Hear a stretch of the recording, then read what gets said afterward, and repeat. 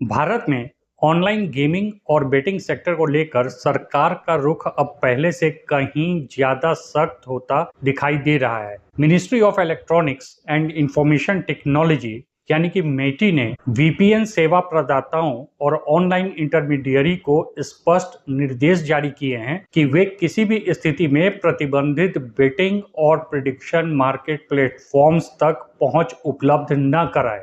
यह कदम उस समय आया है जब promotion and regulation of online gaming act के नियम लागू होने में 36 घंटे से भी कम का वक्त बचा है, जिससे यह साफ संकेत मिलता है कि सरकार पहले से ही इन्फोर्समेंट को मजबूत करने की तैयारी में जुट चुकी है। यह पूरा मामला केवल एक साधारण एडवाइजरी का नहीं है, बल्कि भारत में डिजिटल स्पेस के रेगुलेशन की दिशा में एक निर्णायक मोड़ के रूप में देखा जा रहा है। सरकार ने साफ तौर पर कहा है कि अगर कोई वीपीएन सेवा या इंटरमीडियरी इन बैन प्लेटफॉर्म्स तक पहुंच को आसान बनाती है तो उसके खिलाफ कड़ी कार्रवाई की जाएगी और उसे कानून के तहत मिलने वाला सेफ हार्बर प्रोटेक्शन भी खोना पड़ सकता है। अब पहले समझ लें कि ये सेफ हार्बर प्रोटेक्शन आखिर है क्या। तो दरअसल इंफॉर्मेशन टेक्नोलॉजी एक्ट की धारा 79 के तहत इंटरमीडियरी जैसे social media platform, internet services provider, VPN सेवाएं को एक तरह की कानूनी सुरक्षा मिलती है जिसे सेफ हार्बर कहा जाता है। इसका मतलब यह होता है कि यदि कोई यूजर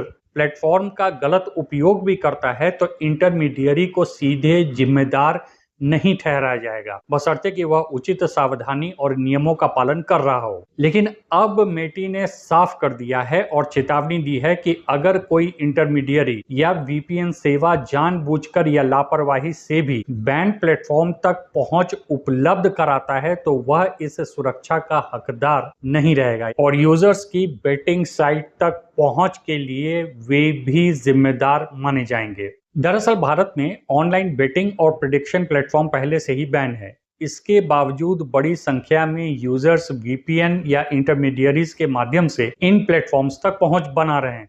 सरकार की चिंता का एक बड़ा कारण यह भी है कि यूजर्स भारतीय रुपए को सीधे इस्तेमाल करने के बजाय उसे क्रिप्टो करेंसी में बदलकर इन प्लेटफॉर्म्स पर इस्तेमाल कर रहे हैं। इससे ट्रांजैक्शन को ट्रैक करना और रेगुलेट करना मुश्किल हो जाता है, जो कि कानून प्रवर्तन एजेंसियों यानी कि लॉ इन्फोर्समेंट एजेंसियों के लिए एक बड़ी चुनौती बन रहा है।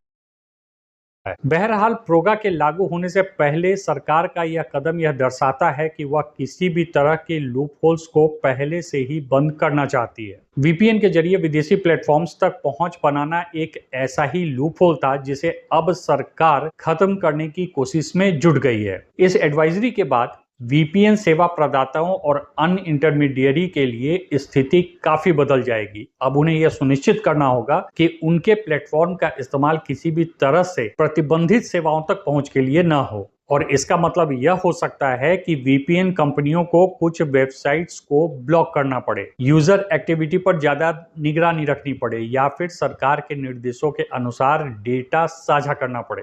अगर वे ऐसा करने में असफल रहते हैं तो न केवल उन्हें कानूनी कार्रवाई का सामना करना पड़ सकता है बल्कि उनका बिजनेस मॉडल भी प्रभावित हो सकता है और तब उन्हें मजबूर होकर उन निर्देशों का पालन करना पड़ेगा जो सरकार ने कहा है। इतना ही नहीं, क्रिप्टो के जरिए ट्रांजैक्शन करने वाले यूजर्स भी अब जांच के दायरे में आ सकते हैं। सरकार पहले ही वर्चुअल डिजिटल एसेट को लेकर सख्त नियम बना चुकी है और अब उसका फोकस इनका दुरुपयोग रोकने पर है। कुल मिलाकर निष्कर्ष यह है कि इस पूरे घटनाक्रम से एक बात बिल्कुल स्पष्ट है कि सरकार अब ऑनलाइन बेटिंग और उससे जुड़ी किसी वर्क अराउंड को बर्दाश्त करने के मूड में नहीं है, चाहे वो वीपीएन के जरिए एक्सेस हो या क्रिप्टो के जरिए भुगतान। हर रास्ते पर सरकार नजर रख रही है। प्रोगा के लागू होने से पहले ही इस तरह के सख्ती यह संकेत देती है कि आने वाले समय में डिजिटल प्लेटफॉर्म पर नियम और भी कड़े हो सकते हैं। ऐसे में इंटरमीडियरी, वीपीएन कंपनियों और यूजर्स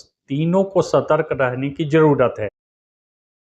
तो यहाँ पर दो बातें समझनी जरूरी है कि अगर यूजर्स खेलते हुए पकड़े जाते हैं या फिर वह पैसा विड्रॉ कर रहे हैं तो इनसे उनको डायरेक्ट नुकसान तो नहीं है, लेकिन फिर इसके साइड इफेक्ट्स बहुत सारे हैं, जैसे बैंक अकाउंट का फ्रीज होना या फिर साइबर या बैंक के द्वारा किसी भी प्रकार का कोई आपके खिलाफ एक्शन लेना। इन सारी समस्याओं का सामना आपको करना पड़ सकता है और दूसरी तरफ जो संकेत आ रहे हैं वह सख्ती की तरफ है। इसलिए आप सबसे मेरा आग्रह यही है कि भाई देश में कानून एक लागू होने वाला है और फ्यूचर में यह सारी शक्तियां बढ़ने वाली है, तो किसी भी प्रकार के आरएमजी से आप दूरी बना लो, नहीं तो फिर रिस्क आपका होगा और इसके जो भी कॉन्सिक्वेंसेस आने वाले समय में होने वाले हैं वह फेस आप ही को करना पड़ेगा।